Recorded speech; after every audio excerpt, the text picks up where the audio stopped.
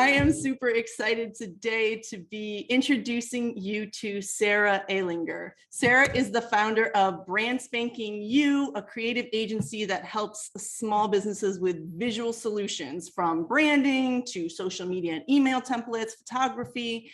She's also the host of Brand Spanking You podcast, where she explores the intersection of creativity and entrepreneurship, which is something I'm very interested in as well.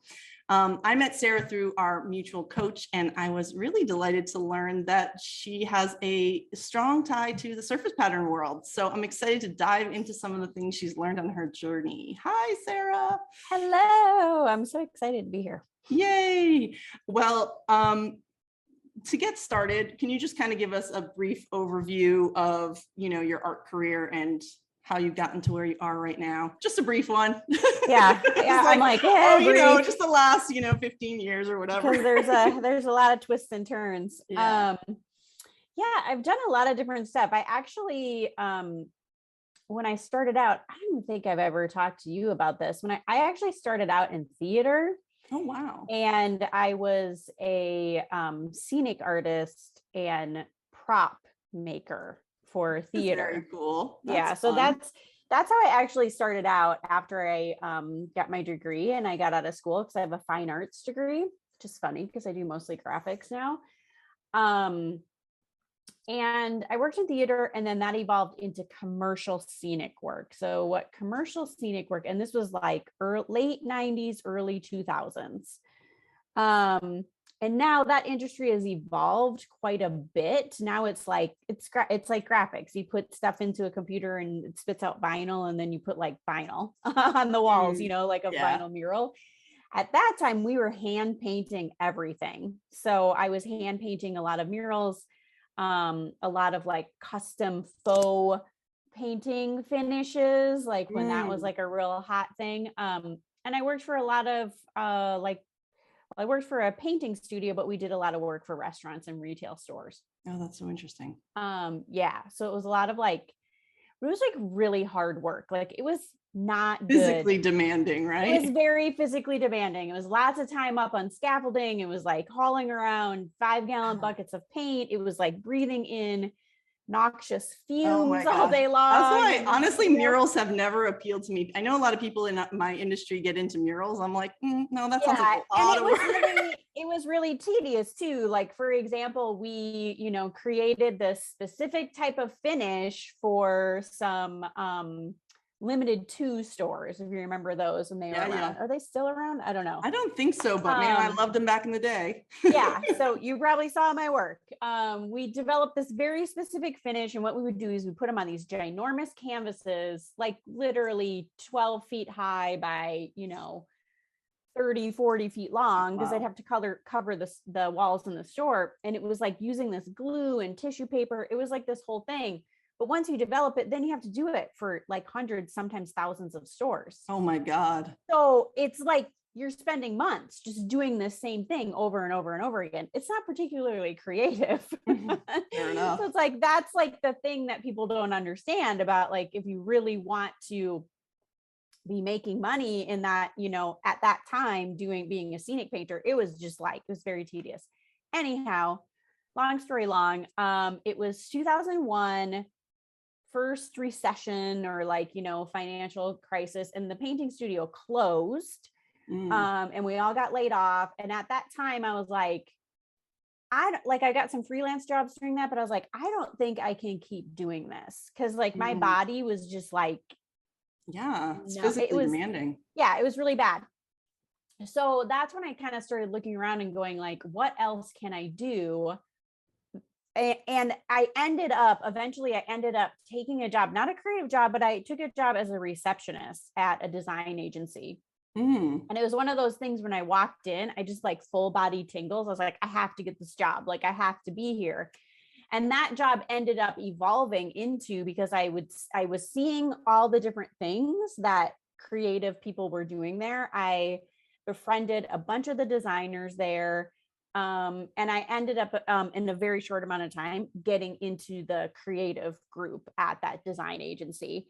And some of it was because of my prop background, because at that time, that was an agency that did a lot of Target work. And at that time they had a department that would like, we did a lot of like Target in-store signage, and they would build like little 3D models of the stores. Cause this was kind of like still before that was like really possible with computers. So we would like build these 3D models. And because of my prop background, you knew that's how I was able to get into the creative group. And so I started doing that. I started putting together these like really elaborate pitch books for like some of the campaigns. And then that eventually led to me over time getting into the becoming one of the graphic designers there. And then that started my graphic design career. And then over time, then eventually I'm going to skip a bunch of steps here, but like eventually I ended up freelancing. I started freelancing in 2008, I think. And I was still freelancing for other agencies. So still doing a lot of agency work. And the agency work, like my agency background was in-store signage, for retail campaigns, like seasonal campaigns, packaging, kind of like product development. And so like, I've been doing all that for like 20 years almost. But mixed in there, that's when I also started doing like surface pattern design, illustration, because I was obsessed with Amy Butler for years. Oh yeah. And fabric designer. Yeah. And I was just like, I want to be Amy Butler. Like, I just want to be Amy Butler. I feel like there was, I totally get that. I feel like there was like 5 women who were like, you know, in that sort of same space of like, not so far in the like atmosphere of being like a licensing queen, but also not, you know, just had that career at that time. Amy Butler was doing too. And this is probably like, I mean, I probably was aware of her like 2004, 5-ish, you know?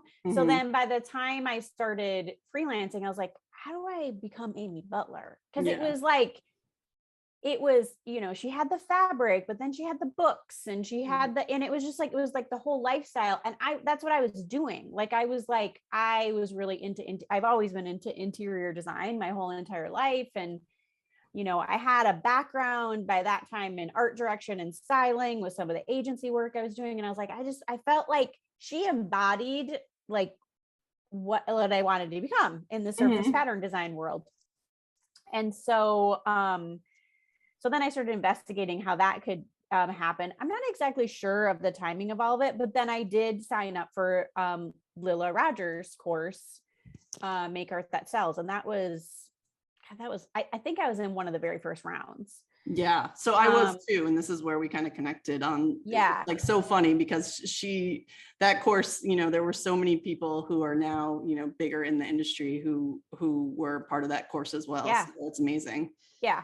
Yeah. It was like the first or second round. And then I did that for several years. I was doing, in addition to freelancing and working with agencies, I was also like developing my surface pattern design career. And like that went on for a while. Like I'm sure we'll delve into that more later on in the conversation. But then right around the time of and then in the meantime, I also started doing food photography, because I had, telling you, there's a lot of. You're a true creative, really. That's, you know, that's a sign when you have like so many things that you're interested in. That's like curious. That artistic thing that needs to come out. I love that. Yeah. And I'm just really curious. I love learning new skills. The food photography thing, like that was sort of accidental, because I had a lot of packaging and product development clients that were food because of one of the agencies I worked with. And so I was on set a lot, and I was talking to a lot of the photographers and the stylists, and it coincided with Instagram coming out. And so I got on Instagram and I was like, oh, this is so it's so fun taking these pictures. And I just, as a hobby, was just like, and I love to cook, and I love food. And so I was just really getting into it. And then I had a really good friend who's a cocktail blogger / influencer. And she's like, I want you to take photos for me. And I was like, oh, no, you know, and I ended up doing some photos for her. And then all of a sudden it was like, oh, I'm really good at this. Like this could be a thing too. So I was doing all these different things at that time. Like when the pandemic happened, early 2020, I had kind of let surface pattern design, I had let go, fall away, but I was doing all these other things. I got super burnt out, and it was like, I got to do something else. And that's when I sort of shifted my whole business model and I started selling graphic Canva templates. And I've been doing that for the past couple of years. And now I'm like slowly getting back into like, okay, how do I start doing one-on-one work again? How do I start doing freelance work again? That's like not with agencies, that's with a different, type of client. And yeah, that's where I'm at now. I love that. I love that story. And one thing, when you told this to me originally, that I just wanted to like call out is, you did it with signage and stuff, but it's true for surface pattern as well. Of the idea of working with a big brand, people probably think like, how, you go into Target and you see like whatever Valentine's signs. Oh, it's Valentine's Day in Target, and they have the cute things, and you probably, as illustrators, as artists, as creatives, we're like, got to get in touch with Target, got to do this, like this is so cool. But it isn't really Target. I mean, Target obviously has some say in it, but you were working at an agency that then, worked with Target and had that stuff get in. And it's the same with surface design. You see things in Target sometimes that are like, oh, that's so cool, I want to design that for Target. And it's like, well, you don't necessarily need to be reaching out to Target art directors. Right. And that was like the thing. And I will tell you this, every brand, every company like that goes through ebbs and flows. So what I mean by that is, and I haven't worked with Target for a long time, so I don't know what the situation is there, but I did witness them. I worked with them for over a decade through agencies, and I witnessed they would go through these ebbs and flows where they would use a lot of agencies to do their creative, and then you'd be working with marketing directors, and then they would take everything in-house and be doing everything in-house and barely work with agencies. And then and every brand does that. That's so true. Yeah. And so for illustrators and surface pattern designers, when I was working at an agency and pitching ideas, so it's like it would behoove of those illustrators and surface pattern designers to be reaching out to people like art directors and designers at the agencies, because what we were doing is we were creating these seasonal campaigns. And a lot of times with these seasonal campaigns, we'd have an idea in our head and we would go and find those illustrators or those artists to bring that to life. And so then we would pitch that artist to Target. And so that's really, they would have very rarely in those cases would Target come to us, or Best Buy or any other brands that I worked for. Very rarely would they come and say like, hey, we have this artist that we want to use. It almost never happened. It was us going like, we have a concept, and we think this is the person, or like a variety of people to help us bring this to life. And that's the thing with those campaigns, because it takes so many different minds to bring them to life, because like the illustrators coming in, the surface pattern designers coming in, they don't have a good concept of all of the different parts and pieces that make a big in-store campaign. We're like, okay, so we're going to need the shelf talkers, and we're going to need this signage, and then we're going to need the PDP and the end cap display and and like we have an idea of like exactly all the job of all those things. And so we would know what that would have to communicate and the job it would have to do, and then be able to work with that artist in order to bring that to life. And so it was like, you couldn't have one without the other. And then of course you have the like rounds of endless revisions from the agency side and from the Target side and from but there's like in any given campaign, there's all sorts of different parts and pieces and players coming to that. And it's a good idea to make friends with agencies, basically. And I think you never know where that's going to lead to.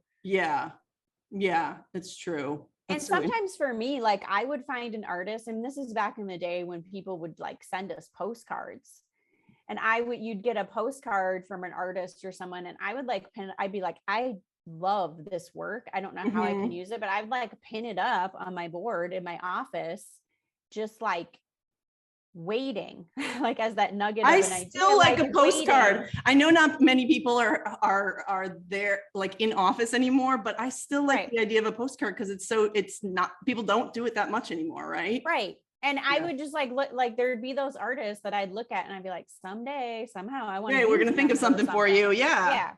Exactly. Well, yeah, I love all that. That's such good sort of like behind the scenes intel on how things work with larger brands and stores. Basically plant the seeds, because you never know. And you have to think outside the box, right? That's the thing. It's like, oh, I want to work for anthropology. So who works at anthropology? Like, yeah, okay, that's good. But so everyone else is doing that same thing. Well, like, and it's and it's really hard to make those connections. And quite frankly, a lot of times those people, like when it comes to creative decisions, those creative decisions are, if they're working with a lot of agencies, those creative decisions are being handled by the art directors and the designers at those agencies, and the people at the actual company don't have much of a say in it. It's odd. Interesting. So obviously the part that since I'm such a total geek about surface pattern design, like I love this whole arc of all the cool things that you've done, but obviously I focus in on the surface pattern design.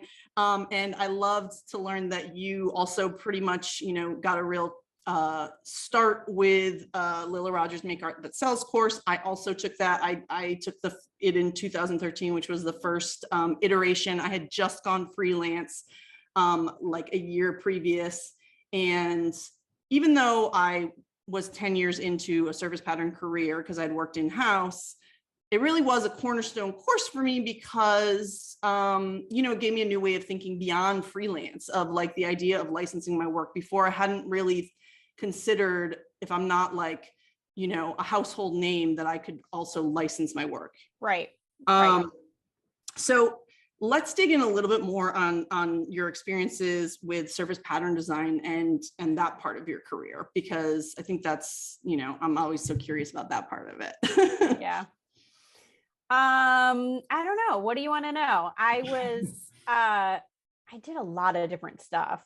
To be perfectly honest, and I know, and this is something like that I think is probably important for us to talk about, I got a little disillusioned with the surface pattern world. And that's one of the reasons why I let it go. And I'm not saying like I let it go for always, but it was just like, I was juggling too many things all at the same time. And I couldn't put the focus and attention on it, that it really, if you really want to make it in that, like, as you know, if you really want to make that a thing, like that, you have to get in a regular routine of like making art and sending out the pitches and doing that, doing all of the things. And I just had too many other things going on. And I think, I thought this is going to be the thing, like this, I'm just like, the licensing things are just going to start rolling in and it's going to be amazing. And what I learned quickly is like, I needed a combination of things. Like I needed some, like, yes, the licensing, but also, yes, maybe my own products, and also, yes, maybe taking on those freelance projects. And so you have to learn how to have several different streams of income coming in. And at that time, like my main source of stream of income was the agency work and some other stuff. And I was just like, I cannot juggle I cannot focus and juggle all of this. And so that was really, my experience with surface pattern design. I was a little, I feel like right after we took that, course, and then I also went to Surtex, which I know is something so that was that's a big launch. You took a big course and you then did Surtex. So I mean, you were pretty hot you were excited to get into it. You really like went full force. You didn't like tiptoe around it, let's say. And like there are several people that I befriended in that class who then also did Surtex. One of them is like, to this day, one of my closest friends. And I have really seen them just take off Like, so it's, I'm not saying like you can't make a career of this. Obviously you can. Like, I've seen people really do it. Like I said, I was juggling too many things at the same time. The learning curve for me for licensing at that time is, I feel like that was when licensing went through a really big change. Yeah. And there was a lot of, I got in with a lot of companies that were print on demand companies. Yeah. And I feel like, you know, some people have success with that. So like, I don't feel like there's any one right or wrong way. Right. My personal experience with the print on demand companies is that it was a mistake, and it was like burning me out, because what was happening is I was creating so much stuff for them, so much art, and like getting nothing selling. Yeah. Because they were adding too many artists to their rosters. They were and it was just like, oh my God, I'm so burnt out. I'm making all this art and it's going nowhere because they have no they have right. No as a print on demand company. Yeah. You have no skin in the game really. Cause right. I mean, yes, you want your company to succeed, but like, if you do one design that sells well, or you do 400 designs and they sell the same as one design, like to them, it doesn't make any difference, because they're only producing what actually is selling. Whereas you as the artist, if you're like, I've got one bestseller and it pays my rent every month, you're like, sweet. But if you had to do 500 to do that, to make that same amount of money, then obviously that's not sustainable. That's not possible. So that was really burning me out. And I realized really quickly, it's like, I don't want to be working with any print on demand companies. That was like my personal thing. Takeaway for sure. I did a lot of greeting cards. Yeah. Greeting cards you know, and I think that's great. Like, I think greeting cards are great. I did some wall art. I think that's great. This is like a whole other side tangent conversation. I did finally get a, fabric license, which is what I always really, really wanted. I worked really hard to get that fabric license. Like, I worked for years to get it. That was like my dream. That was your goal. And I went to Quilt Market, and I did all sorts of stuff. I am not naming any names. I got a very good, I ended up with a very good, one of the top companies. I created the line, and some people still disagree with me, but I just really did not personally jive with the leadership of that company. Right. And made the decision to walk away. And before the line came out. Before it even came out? Or did it still come out, or no? It didn't come out. Yeah. So you designed it, but didn't come out. Yeah. Yeah. It's designed. Now enough time has elapsed with the contract that I could go and like put it out myself. But it was one of those things, like, I had friends being like, just do it. Like, just do it. And I just kind of felt like, these are the weird decisions you make as a business owner. So as an entrepreneur, I do not want to be tethered to this person for a variety of reasons. I did not want to be tethered to that person. And it just that person felt gross to me. And I was like, I know this is my dream. But well, that's the decisions that we have to make. It did not feel right. And so I walked away. So that was, and it was after that, when I made that decision to walk away, that's when I was like, I'm just going to put a pause on surface pattern design for now and concentrate on some other things. I may revisit it another time. Yeah.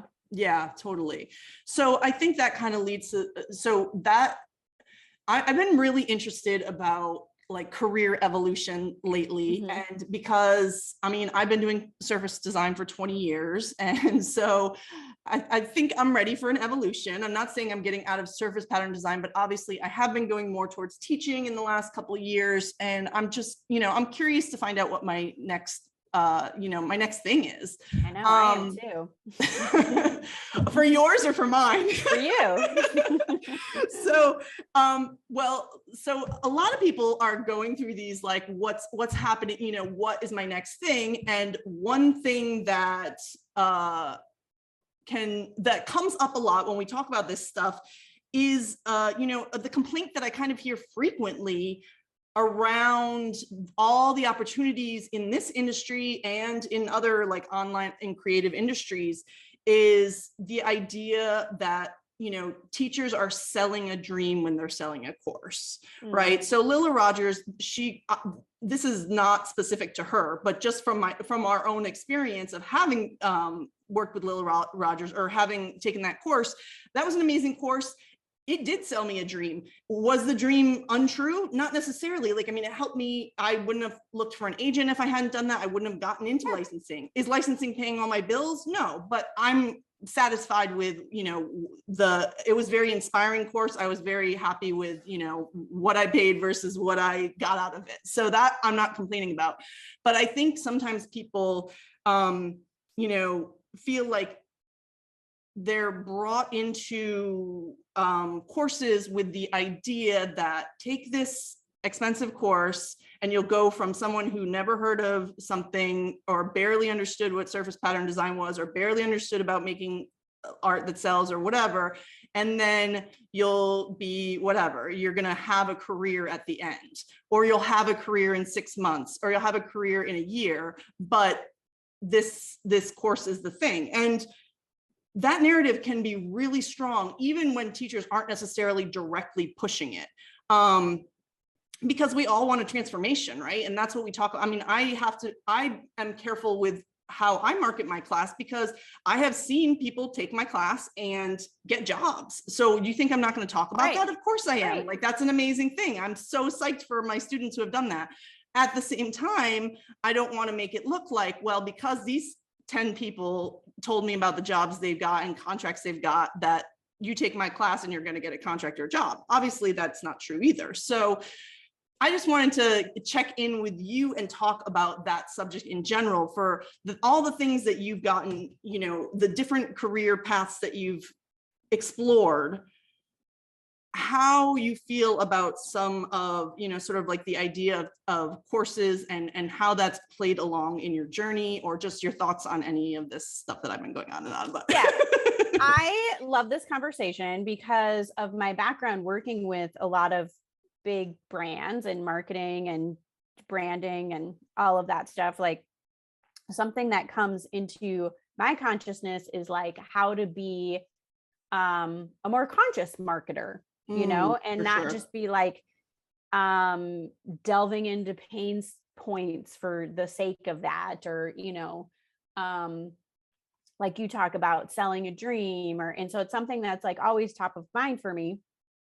Having said that, I do not think there's anything wrong with selling that dream, because of course you're selling that dream. You should be selling that dream because you have gotten those results. There are several people in my round of Make Art That Sells that I saw go on and like have done amazing, incredible things in their career. So there's nothing wrong with selling that dream because that dream does exist. Now, I think the problem lies in the actual student themselves.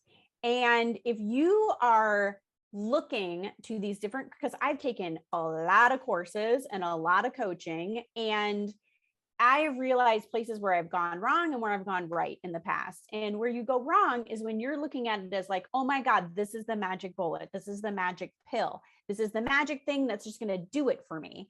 Mm-hmm. There is no course or coach in the world that is your magic pill. Right. You are your magic pill. Love that. So oh my gosh. When you sign up for something, yes. When you sign up for something, when you sign up for coaching, when you sign up for a course, you have to know that you're doing it because you want to make it happen. Exactly. And so those people that have gone on for you, that have gotten the jobs, have done things, it's because they've done the work. It's because they've taken, like, they're allowing themselves to be coachable. They're taking that information and like doing something with it. There's always going to be obstacles. There's always going to be challenges. There's always going to be things that you have to like figure out, and no course or coach can do that for you. Yeah. And that stuff is not easy. So I don't think there's anything wrong with selling a dream. Now, I do think there is something wrong with selling the like, take this and you will most definitely be making $10,000. Oh yeah. Nobody can promise that. So anybody who's using any kind of language like that run, do not walk in the other direction. Yeah, But, for sure. I think specifically in the case of like your courses and other surface pattern courses, it's like they're teaching you, it's like, hey, I will teach you how to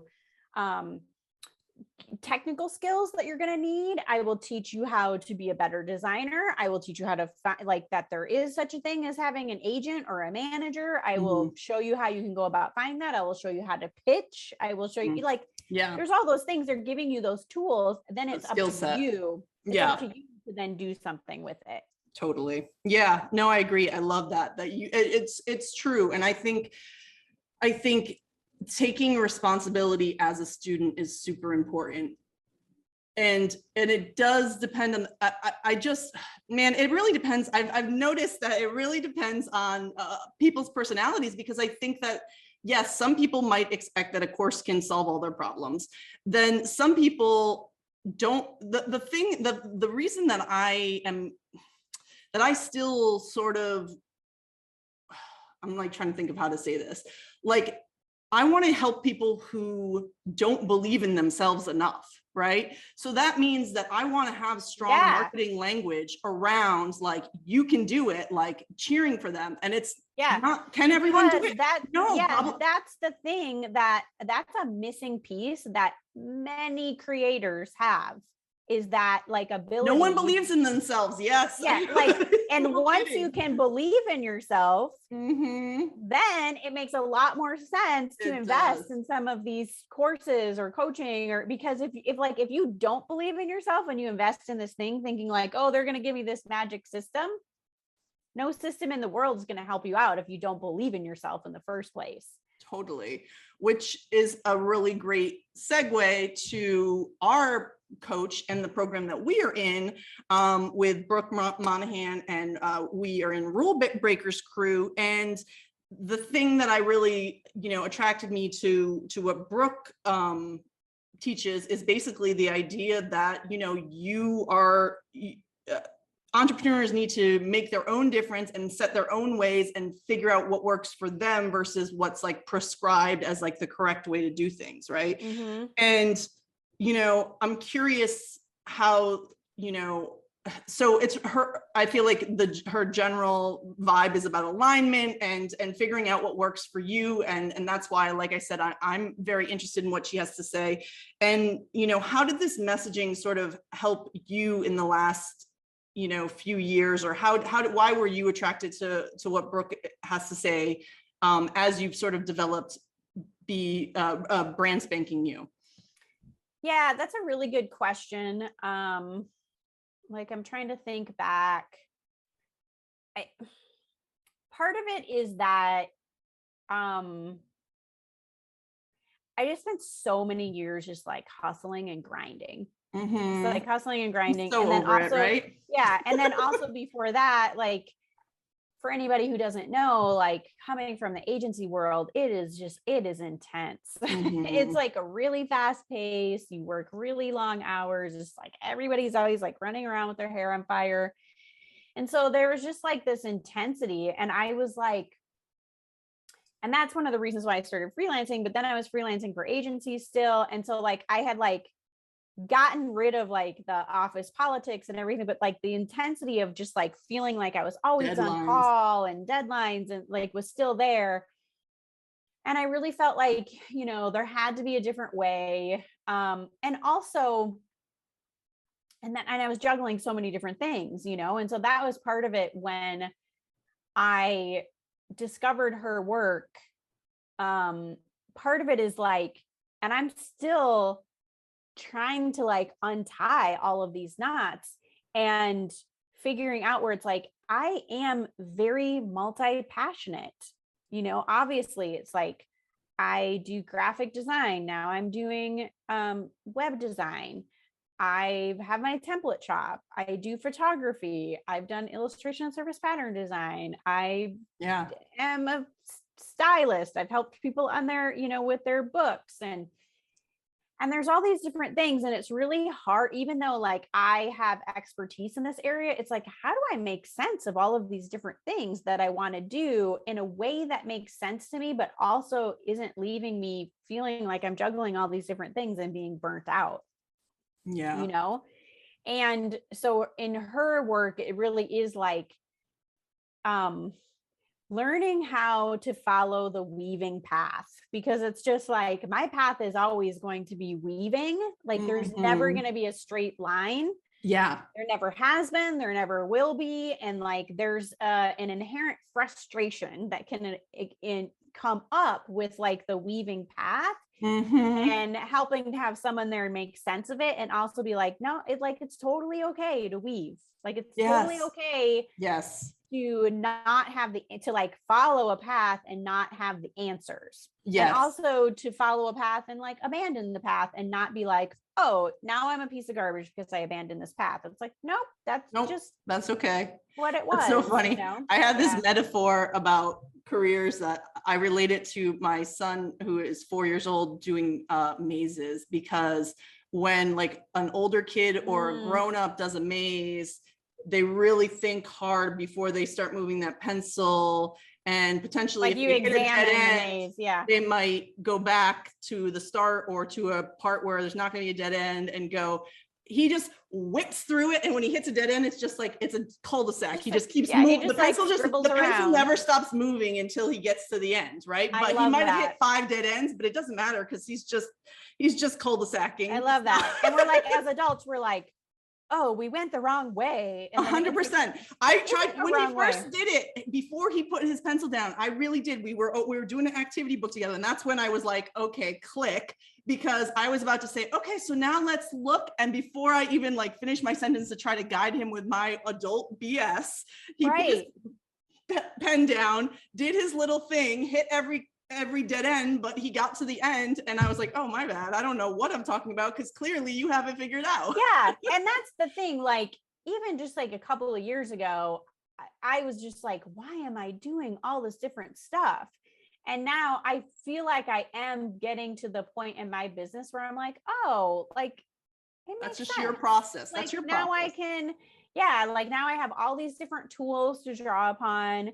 I actually like, there's certain dream clients that if they dropped in my lab, I'd be able to be like, oh, there's so many different things I could do for you. Like there's so many different things I could do for you. And the things that I can't do for you, I have such knowledge and expertise that like, I know how to find the perfect people to do that for you, whereas like a couple of years ago, I would have been like, why do I keep changing direction and doing all these different things, Just that acceptance of what your business is, where it is such an important thing. Well, and like the unlearning for me is to just like, and this is going to be, I think, a practice for the rest of my life, is the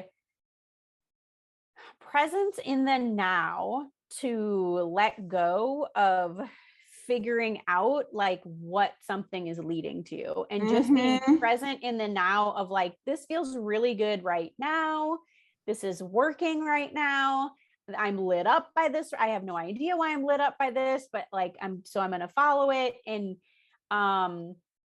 my mind really wants to jump in and be like, yeah, but what's that building to? 100%. Yep. Me too. Like, I mean, yes. Like letting go and being like, sometimes you don't get to know what it's leading to. And maybe that's part of the fun and part of the manifestation, is like the fun in that journey of like allowing yourself to surrender to that process.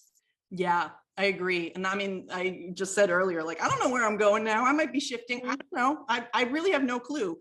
So I'm just plugging along, and I love, you have to accept that, right? It can be frustrating. I go through, every month or two, I'm like, okay, but I've been just plugging along and I haven't figured it out yet. Like, having said all that, like, it's super frustrating. Like, don't misunderstand me. It's like, I think that's the thing. And that's the myth that a lot of the people, like a lot of business people on Instagram sell. It's like entrepreneurship, it's amazing, and it's like, I can't imagine going and working for anyone else ever again. But like, there's always going to be stuff that happens. Like just yesterday, I had like when I tell you massive breakdown, like that does not even describe it. Like No. ugly cry Oh, breakdown, and it was like, but the thing is, you get better at, like, at the end of the breakdown, I was just like, I was talking to my partner and I told him, I was like, and this is just how I feel today. And I'm sure tomorrow it'll be better and it'll be fine. And guess what? It is, whereas mhm, like maybe a couple mhm. of years ago, I would have let that spiral me out for like 2 months. Yeah, And totally. instead it was like an afternoon, you Yes. know? Yes. The moving on is quicker. Yes, I've learned that as well. That's such a key lesson. Um, you just you roll with the punches, right? That's Yeah. that's what it all is. Having your own business is rolling with the punches. I mean, you try to Right. be actively going in a direction, but you know what it is? It's just um so with so many different opportunities that you've explored and done well, now you have Brand Spanking You, which helps creative businesses with your templates and things like that. Do you think that's hitting your skill sets, or are you're still kind of working out what else, how you want to build that all together? Like, do you feel like your current brand is really getting to what you're? Yeah. I think what I'm realizing, because I do love having the templates as an offering, I think that that's going to evolve. That's like, I think that the thing that people don't express to you is like when you have digital products, it's like that's just like a completely different skill set. Mm-hmm. And so you create the digital products, but then you have to spend. So it's like either you're freelancing and creating art for like to sell and pitch, and there's like that, but like then creating the digital products in order to sell those, you have to spend a lot of time marketing and like Mm-hmm. getting the traffic. And so it's like it's a completely different skill set. It's like it's a totally different type of business. Mm-hmm. And so like having experienced that and like all of the different things that go through the lessons there and the things that go through my head about how to like make that profitable and sell that. And I have a ton of ideas for that. Um, and then coming back and like learning, I'm learning how to do CSS coding for Squarespace websites. And like there's a lot of creativity and fun and that, and like melding like a lot of my different background there and working one-on-one with some really high-end clients. What I'm starting to realize is that, and who knows, talk to me in a I year, mean, but what I'm starting to realize is that what sounds really fun to me right now is some sort of a hybrid of those two things, where it's like, yes, there are some templates. I'm thinking about creating some website templates. Like there are some templates, there are some things, there are some like pre-created things that people can see and be like, yes, I want something like that for my business, melded with some one-on-one work. So it's like, you can have it's custom, almost or like you can it's have. almost like choose your own adventure. It's like if you're adventurous enough to like take these templates and take these things and make it work for you yourself, great. But if you're not, but you're not ready for this like, super high end, high touch one-on-one experience, like I love the idea of being able to meld those two worlds, like Mm, doing a reskin on some templates, yeah, or totally. like some sort of like semi-custom type of thing. Because Yeah. what that does for me is it frees up time for me in order to do the marketing and do all the stuff that has to Mm, happen on the templates and stuff, but also gives me some creativity and yeah. time one-on-one with clients, which I really love. And then I also feel like for my customers and clients, that gives them a bridge between like, maybe either they just don't want to do it themselves, but they're not ready for this high end thing, or they have been doing it themselves and they're ready for the next step that's a little more custom, but still not, and so I feel Yeah. like it's that type of situation could be like a win-win Yeah. No, definitely. I for my love that audience. business model. I think that's useful. When I just redid my website recently, and looked into a lot of different sort of like different templates and different custom, and yeah, I can see how that's super useful to business owners. Even, I mean, I'm a designer, but I was like, I'm not getting involved in. Yeah. And then Yeah. also it's like I think about like with an eye on the future, I do love food photography and some product photography. I love doing it. Um but I didn't, it's the same with like surface pattern design. I didn't love like all the pitching and the, like the constant grind of that. And I feel like I would love to have a business model that like gives me some freedom, that like every once in a while I could pick up a project like that as they come in, Yeah. without that having to be like, that's just like a cherry on top, it's Yeah. not my bread and butter. I love that. So as someone who is, multi-passionate, what advice would you give to someone who is just getting started as a creative entrepreneur, someone who knows that, art and creativity and some sort of design or some sort of, creative skill is something that could provide a living for them, but isn't really totally sure what that lane is? Do you have any advice for someone like your younger self, maybe? Or, I think you just have to like, for me, following curiosity and learning has been a really big thing. So it's like, if I see somebody doing something that I've been like, oh, I'm so attracted to that work. I'm so attracted to what they're doing. Like, I just feel really lit up by it. I've always been able to recognize that, like, I'm not going to be good. Like when I go to do it, I'm not going to be good at it because like that's okay. And so you have to be invested in like, here's this thing that's like lighting up my curiosity. And then I'm going to invest in either, and like, when I say invest, it could just be time. It could be you just like watching YouTube videos to learn how to, do calligraphy, or it could be actually investing in a course or someone teaching you how to do it.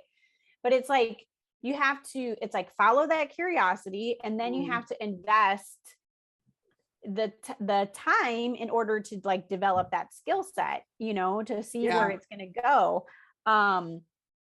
And sometimes you'll hit something and, you're just like, this is my thing. And you can just go all in on it. Other times you might be like, and now I'm kind of being lit up by this. And like, but I think advice to my younger self is, it's like, don't abandon something because you're not good at it at first. Great advice. If it's still lighting up your curiosity, that just means you have to practice it. You have to like develop that skill set. Yes. I look back on some of my earliest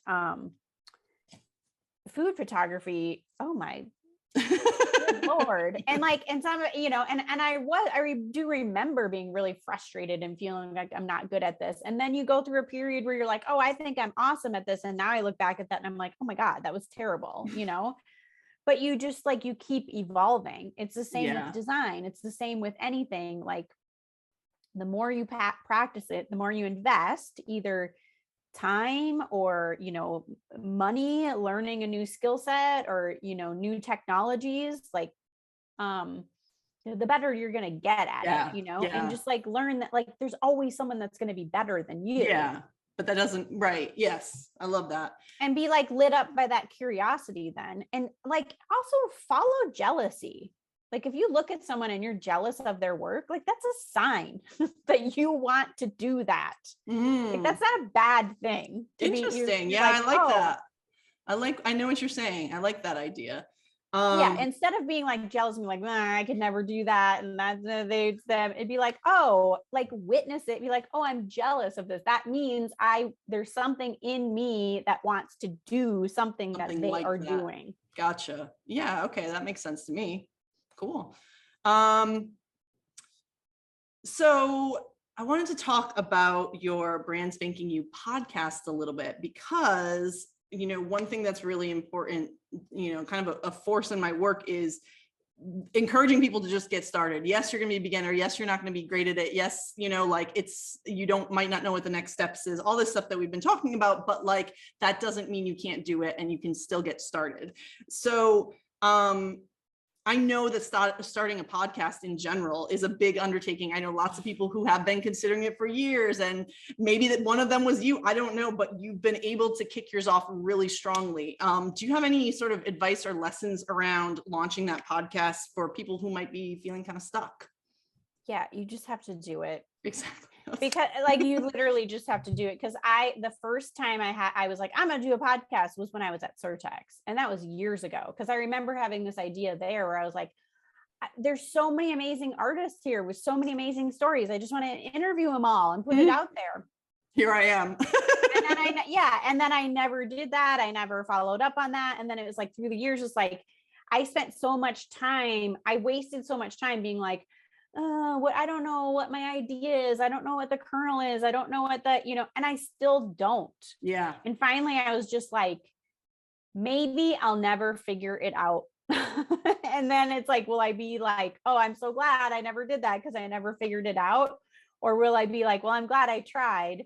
And so I was like, I'm just putting it out. I'm just going to talk about whatever. And like, hopefully it will figure itself out. You learn by doing, right? Yeah. And I'm still in that stage. I'm still in that stage of like, I don't know what the F this thing is. Like, I have no idea what it is. And it's so interesting because I kind of inadvertently took like a 2-week break on it because I was just like, because when you don't know what it is, there is frustration where you're like, what? I don't know what I'm supposed to be talking about. Yeah. And this morning when I was getting ready, I put someone else's podcast on, someone who I've been following on Instagram, but I've never listened to his podcast. And so finally this morning I was like, oh, I'm going to put it on. And I just randomly picked one. And I picked one of his solo episodes and he was just like, hi, hello, welcome to my podcast where I talk about whatever the F I want because it's my podcast and I can do that. And I was like, awesome. Oh, yes, so can I, but it's like that I needed to hear that this morning. And what's great about it is like, I did launch that. It's like, it's there. All the systems and processes, everything are set up that I can just like set up my mic and talk now. And, honestly, I don't think it's as hard launching a podcast as everybody makes it out to be, because like for me, I just let go of the like, and then you got to get it into these audiences, and then you got to get these people to like it, and you got to get some episodes under your belt before you worry. I just decided I didn't care about any of that. And for me, it was more about just getting in the practice and the habit of just like creating episodes and putting them out. And it's like, because when you're first putting it out and you're promoting it to people and they go and they're like, oh, there's one episode or there's 4 episodes. Yeah, you want to. I would rather be putting the effort into doing that when they go and they're like, oh my God, there's like 20 episodes that I get to dive into now, Yeah, totally. So, like, I think that's the thing that holds a lot of people back is like, oh, and then how do I market it? And then how do I make my little graphics for Instagram? And who cares? Just do it. 100%. Do it. And then that content is always there. You can always go back and market to it. It's not like it's not like Instagram stories where it's just like, I did it. Now it disappears into the ether forever. It's like, no, it's a podcast. It's there. It's there. You can decide to go back 5 years from now and blast marketing to that episode. Yeah, totally. And that's exactly, people ask me how I started, like, about my YouTube channel. And it's like, I still don't really like consider myself like a YouTuber or whatever. I know I have a YouTube channel. I say I have a YouTube channel. I don't consider myself a YouTuber because I just started doing what I wanted to do and put it out there. And then, now I've slowly gotten systems around, like, okay, when something new comes out, or I want it to come out at certain times, but I'm not even that strict about when, like I usually release things on Mondays, but it's usually twice a month on Mondays, but things move around. I just released something this morning because I didn't get to Monday. It's like, it's okay. You just get what you get. And that's kind of what I'm dealing with right now with the podcast, where I was so like, when I started out, I was so like, okay, every Tuesday, and then I'm do this and da. And then I kind of got to the point where I'm like, maybe that doesn't work for me. Yeah. That's the thing. I believe in consistency, and I understand why consistency is encouraged for anything like that you're releasing, but sometimes it doesn't work. Guess what? It's August. It's September. Yeah. No, it's not. It's July. So you know what? We're just doing the best we can do. here's the thing that I'm realizing is like, I spent several weeks. I batched a bunch of stuff, and then I spent several weeks. And this is the thing: you have to figure this out for yourself, how things work for you. Then I was doing like every week, okay, on Mondays I work on my podcast, and I've gotten to the point where I'm like, I hate that. I hate every week having like a day of my week like taken up by this, like doing all of the stuff to produce the podcast. And I'm also realizing like down the road, there's plenty of things that I want to hand off to a VA that I just don't enjoy. And it's like, okay, I just have to do that for now. What I'm realizing what works better for me is to like maybe take 2 days a month and like batch like 3 or 4 episodes and like do the whole month's worth in that like smaller amount of time. Yeah. And schedule them. Like that might work better for me, because like every week I was like, this is a drag having to do this every week. Yeah. But that's me. So other people might thrive having that type of consistency. For me, I think it's going to be better to put it more into like a batch system. So interesting. Yeah. I mean, I attempt to do that with my YouTube videos, but it sometimes it works, sometimes it doesn't. Right. Right. And but it's you like, just go with it, right? That's the thing, like being willing to just like evolve and shift in order to keep going. Love it.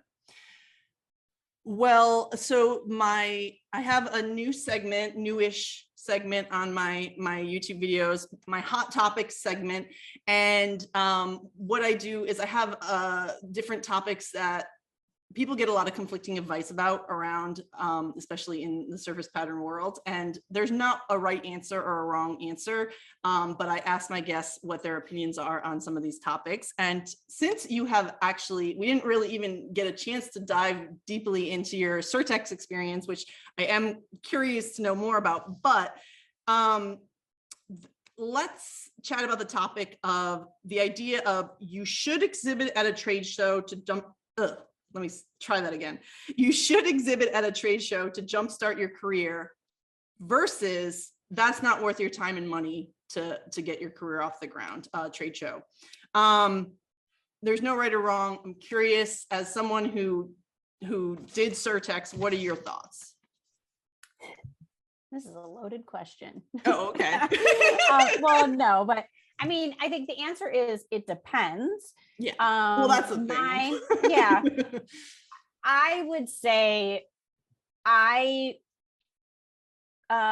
side more heavily towards no. Mm-hmm. Yeah, that's fair. With some caveats. Like I would say, so the reason why I say no is because I think in today's day and age, in the digital era that we live in, you don't need it. Mm-hmm. There are so many other avenues and so many other ways to get in touch with people, mm-hmm. To find companies, to work with companies, that like you do not need it. And it's wildly expensive. And not only in the cost to like exhibit there, but then also all of the stuff that goes into creating in order just to be able to exhibit, like the signage and all like it's so elaborate. You have to do so much. It's like, it's wildly expensive. And then when I did it, and this was quite a while ago now, so I'm sure it's like even more so now, they're like, the advice was, well, you can't hope to get everything out of it in 1 year. You really need to make a commitment to exhibit for 3 years. Well, then, so then you multiply that times 3. That, like, that is a huge investment. And I'm not saying that advice is wrong, because I do think there is that consistency of showing up year after year, that then some of those manufacturers that come there, they really do start to recognize you. You really do start to make those relationships. There's a lot that goes into that, you know. I think that, you know, the way that you are able to do Surtex through an agent or a manager that way is like the perfect way to do it, because then, you know, you're quote unquote, you're there, you can, but then that agency is like shouldering the expense of that. No, you don't get your own booth, but you're represented there. You can go, like, you can go there. I know you go there, right? Yeah. And you get to meet and interact and talk to those people. And so, but then you also don't have to be like tied to your booth the whole time, you know, which like is a whole thing. So I think like that's a really great way to be able to exhibit. I know that there's some artists who have like kind of pooled together and they do collective booths. I think that's another great way to do it. To kind of shoulder some of that financial cost. But like at the end of the day, do you have to do that to jumpstart your career? No, absolutely not. I think for some people, mindset wise, it makes them feel like legit. I've done it. I'm all in. I'm going for it. And if that's like something you feel like you need, then like, great, go for it. But know that it's expensive, you know? Yeah. And you're not guaranteed results. Like that's the thing with Surtex, that I think a lot of people don't tell you is that, like, I went into it with a very specific system, where I had like sheets, and I had two friends there helping me out. So like I could do what I did best, which is just like talking with people and showing my personality and just really like on the fly. What I am not good at is then like capturing that information and capturing. And so I literally had a friend right next to me who was like grabbing the business cards, writing notes in a sheet, you know, like what the conversation was. Yeah, and so I didn't have to do any of that. And then like afterwards, I had like a stack of, you know, like all of these things. But then what people don't, they're like, oh, and then miraculously, all of these deals just come showering down. No, it's all not unless you go and you like follow up with these people and establish those relationships and continue to send them things. Like, yes, that is just the start of a conversation. And then you may have to go on a years-long journey with these people in order to keep those relationships up. So it's like, you have to evaluate whether or not you're the type of person who is going to take these. It's like, hi, hello, nice to meet you at a party. If you're going to take these introductions and actually do something with them and continue, because if you're not going to do anything with them, you are literally flushing your money down the drain. Yeah, right. Like it is not going to do anything for you. Like you don't just show up at Surtex and then all of a sudden it's like, oh, magic deals. Yeah. Well, I mean, sometimes that happens, but like for the most part, you have to then go into your like networking marketing mode and like establish those relationships. That's just an introduction. Yeah, totally. Yeah, I agree with you. And I mean, honestly, who knows? Surtex, the last one that happened was 2019. Surtex hasn't actually come back. Yeah. So, but there are, you know, I don't know if I like need to do some, like a lot of them have gone online. Surtex has not gone online, but like Blueprint went online. My agency, Jewel Branding, has a online show that they've been doing called Showcase. You know, so the licensing show in Las Vegas, which is not really focused on artists, it's a little bit more about like brands. Yeah, but they do have artist booth that did happen in person this year. So who even really knows if specifically Surtex will come back, but just in general, you're right. It is all about the follow-up and everything like that. And so it's all about relationships. And so that's what was so great about like Surtex. It's like the back door into these relationships. And it was the same way, like when I went to Quilt Market and was pitching myself at Quilt Market, like that was about like establishing those relationships. But it's like, and it is fun to go there and it is fun to get inspired and see all the people and meet all the people and build those relationships. But like, I mean, do you need it? No. Yeah. I don't think it's a necessary jump off, but it is. I mean, it's an option. It's something to consider, but it's not a necessary. I mean, and I think like you said with Surtex, like it hasn't even happened since 2019. I felt like when I was exhibiting there, it was great, but it was a bit archaic and it needed a facelift and it needed some fresh thinking in the leadership. I feel the same way about Quilt Market.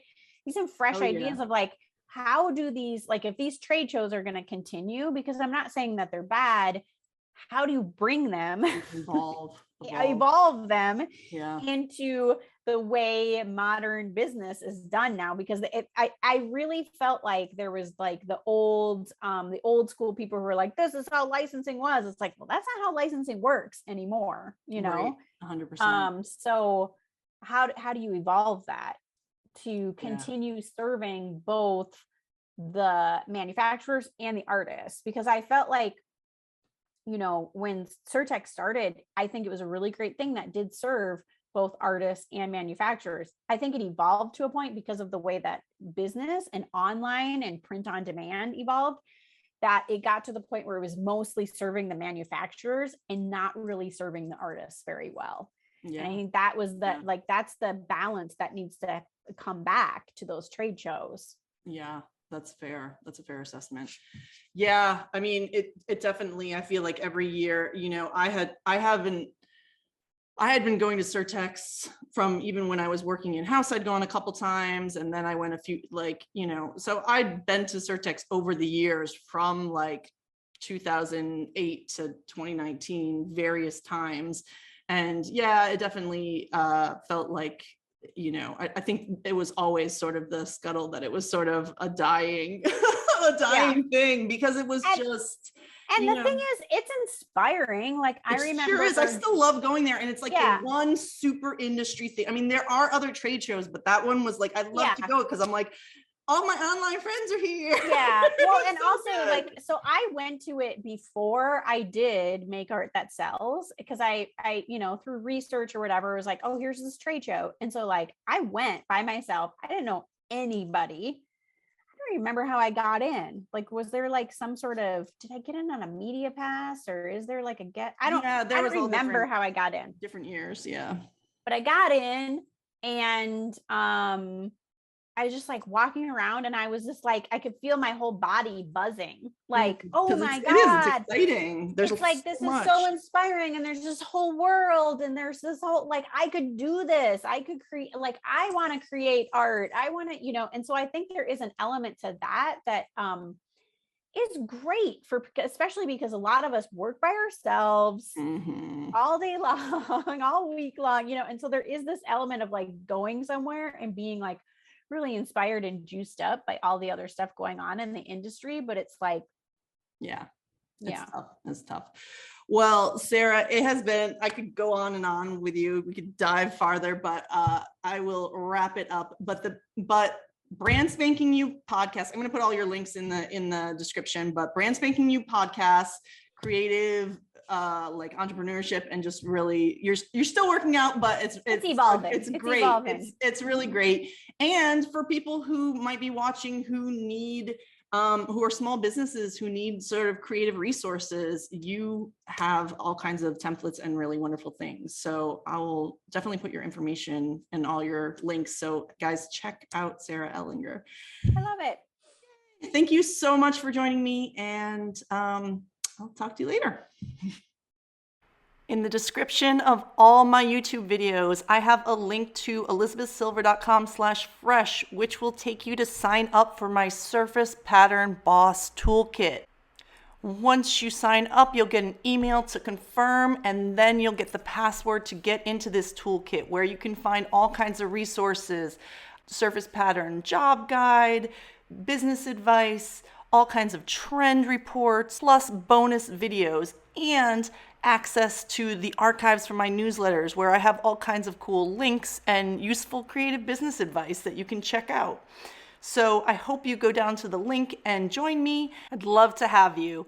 And while you're at it, hit subscribe and check out more videos on my channel.